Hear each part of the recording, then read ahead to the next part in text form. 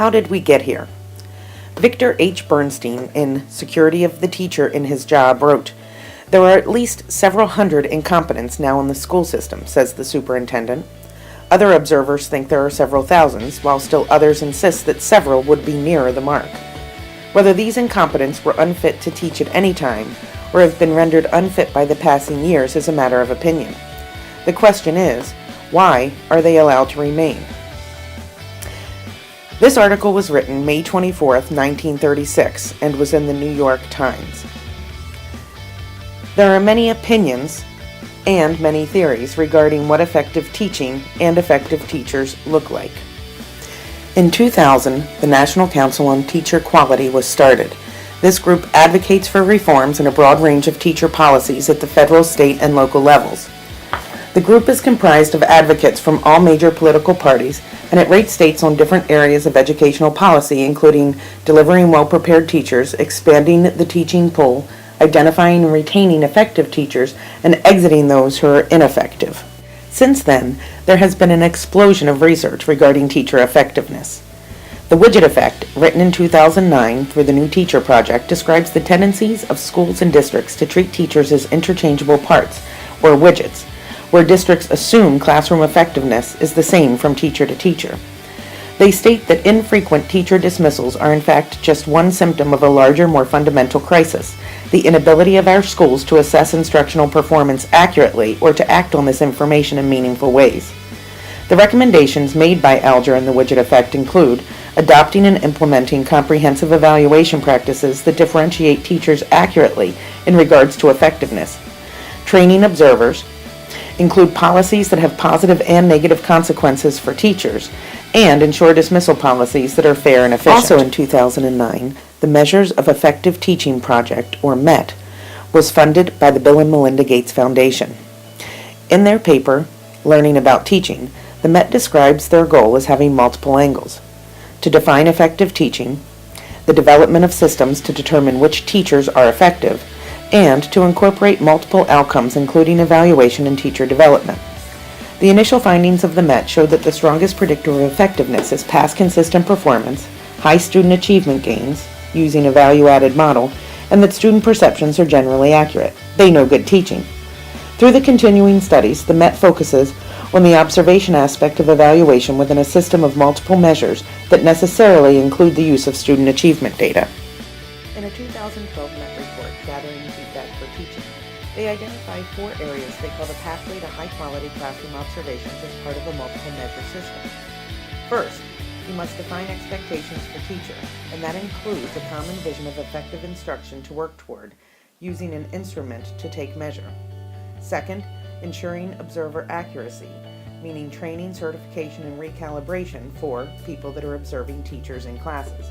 Third, ensuring the reliability of results, which requires multiple observations and an understanding of the makeup of each class.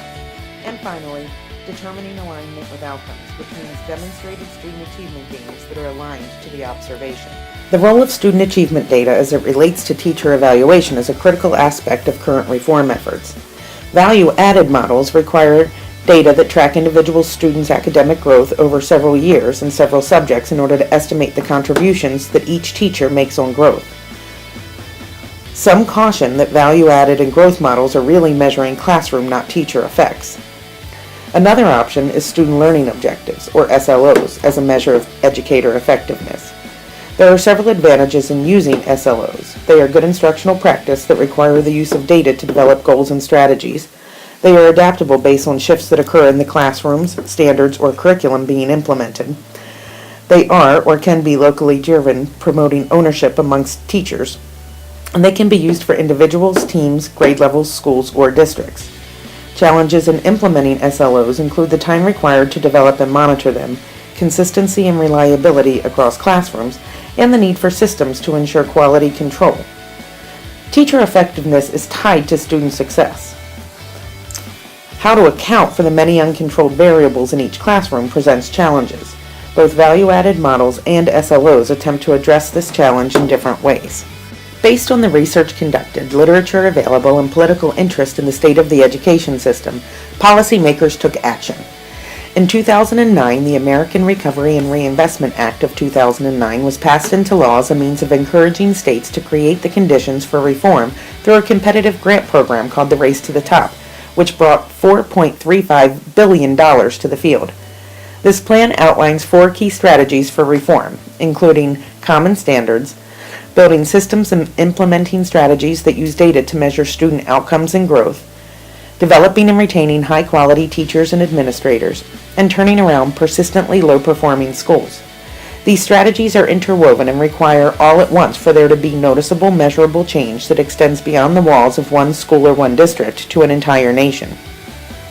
Throughout the summer of 2009, the Secretary of Education, Arne Duncan, gave a series of speeches to multiple stakeholder groups expounding on the 4 key strategies embedded in the Race to the Top framework, building the foundation for the application process for Race to the Top monies. The powerful nature of the speeches, combined with the promise of money to fund the required changes, the perfect storm for reform was created. So here we are now, in a storm of reform, with countless educators feeling battered by the many initiatives and mandates being implemented at local, state, and national levels. The implications for practice are widespread, the potential effects devastating based on high-stakes evaluations. So what now? Now we look at practice.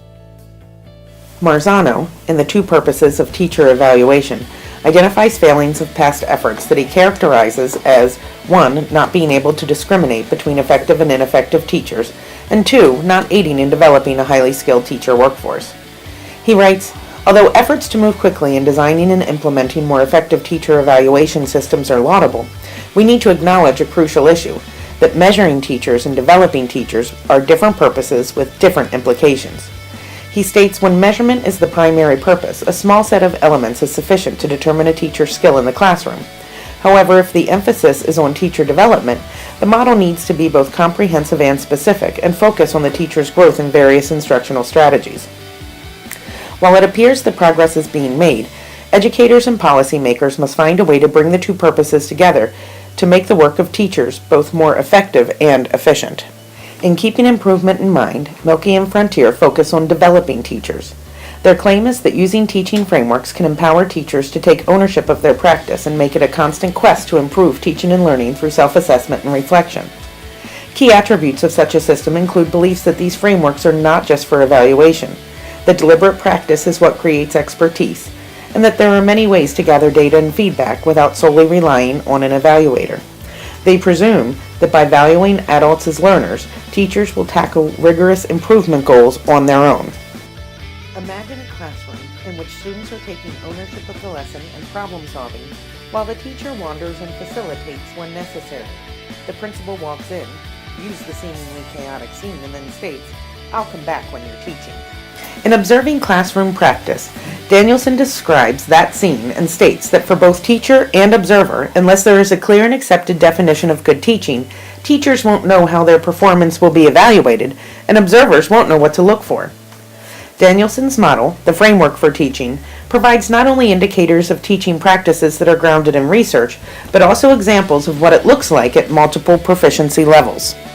Danielson writes, in defining good teaching, educators must also take into account major developments in state and national policy, such as the Common Core State Standards. The standards relate primarily to what students will learn and consequently have their greatest impact on issues of curriculum and student assessment.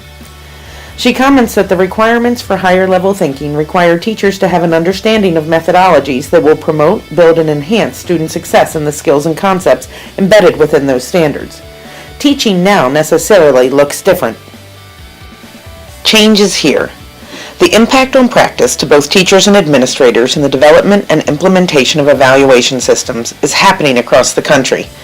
Having a deep understanding of the beliefs of the school and the district is a critical first step to undertaking the conversation regarding evaluation. This is important because it will impact decisions related to the purpose of the system and the identification of the instrument that best matches the philosophical beliefs of the educational community. Developing a common language and common practices that demonstrate the district definition of effective teaching is the foundation for being able to identify effective teachers. Bringing clarity to the purpose of evaluation systems for stakeholders and to the role that observations and instruments play in this system will assist in managing the change, as well as the culture and climate that high-stakes evaluations bring. In this turbulent time, regardless of what is being changed, we must be prepared for Plan B. We must understand that whatever decisions are made, culture eats strategy for breakfast.